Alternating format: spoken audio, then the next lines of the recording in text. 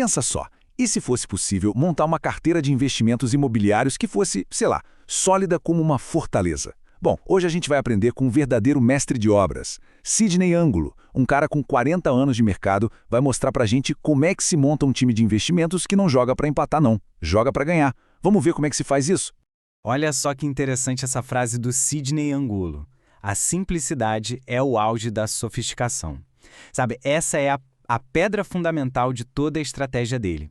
É um lembrete de que no mundo dos investimentos, complicar demais nem sempre é o melhor caminho. Aliás, quase nunca é.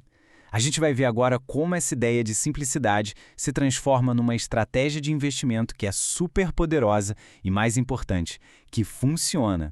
E aqui a gente entende a cabeça do nosso técnico de hoje. Para ele, investir não é um jogo de azar, sabe? Não é fazer aposta arriscada. É sobre construir algo sólido, um legado mesmo, tijolo por tijolo. Com muita paciência, disciplina e, claro, um olho clínico para a qualidade. Não importa ser um galpão logístico gigante ou um prédio de escritórios moderno. O que importa é a qualidade do ativo. Beleza, então para montar um time campeão, a gente precisa primeiro conhecer os jogadores, certo? E no universo dos fundos imobiliários, existem basicamente dois tipos, os fundos de tijolo e os de papel. Entender o que cada um faz em campo? Bom, esse é o primeiro passo para montar uma seleção imbatível. Vamos começar com os fundos de tijolo. Pensa neles como a defesa do time, sabe? São os zagueiros, os volantes, aqueles que dão segurança e estabilidade. São os pilares que seguram a estrutura toda. A gente está falando aqui dos imóveis físicos, aqueles que a gente consegue ver, tocar, um shopping, um galpão, um prédio. É a base de concreto do patrimônio. Do outro lado do campo, a gente tem os fundos de papel.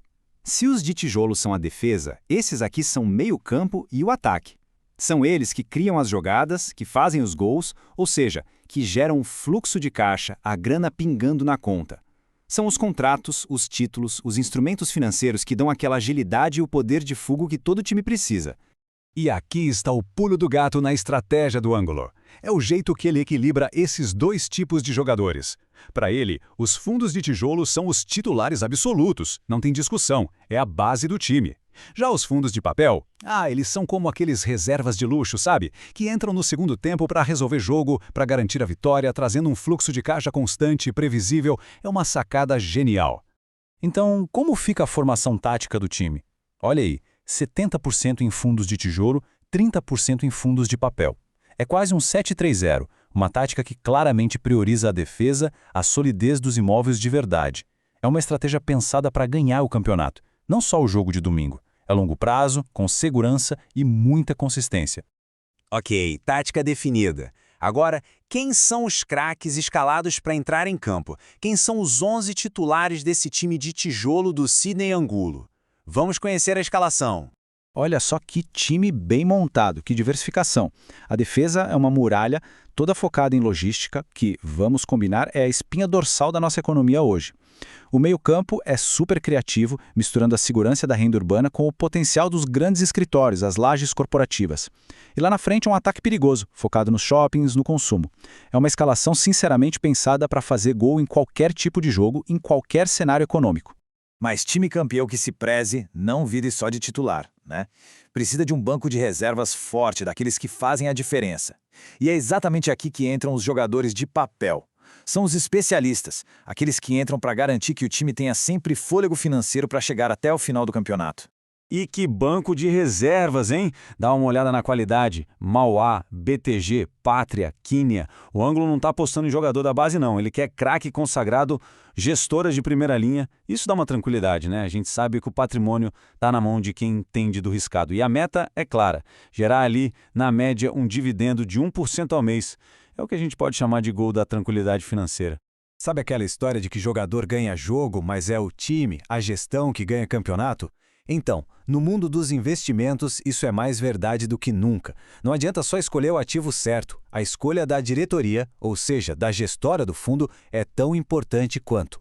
E a lição do Angulo aqui é bem clara. Não dá para se aventurar por aí com qualquer um no comando.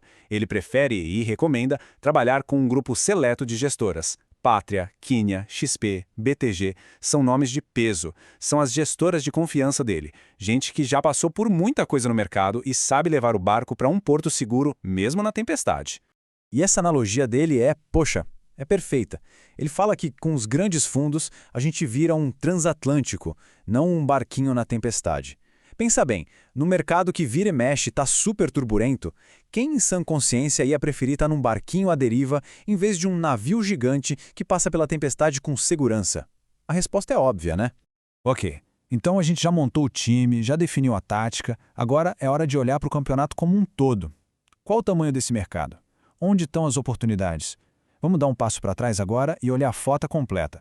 200 bilhões de reais. Esse é o valor total do mercado de fundos imobiliários no Brasil hoje. É um número grande, né? Parece bastante dinheiro. Mas e se esse número for só o começo da história? Só a pontinha do iceberg?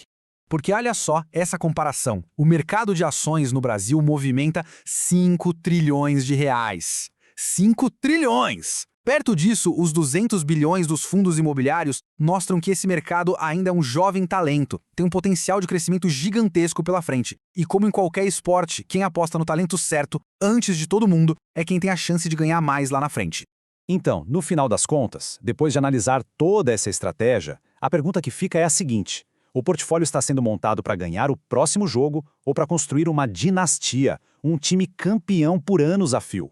O que o Sidney Angulo nos mostra é que, com uma mentalidade correta, dá para construir um legado de vitórias que pode durar gerações. A bola está em campo. Qual vai ser a próxima jogada?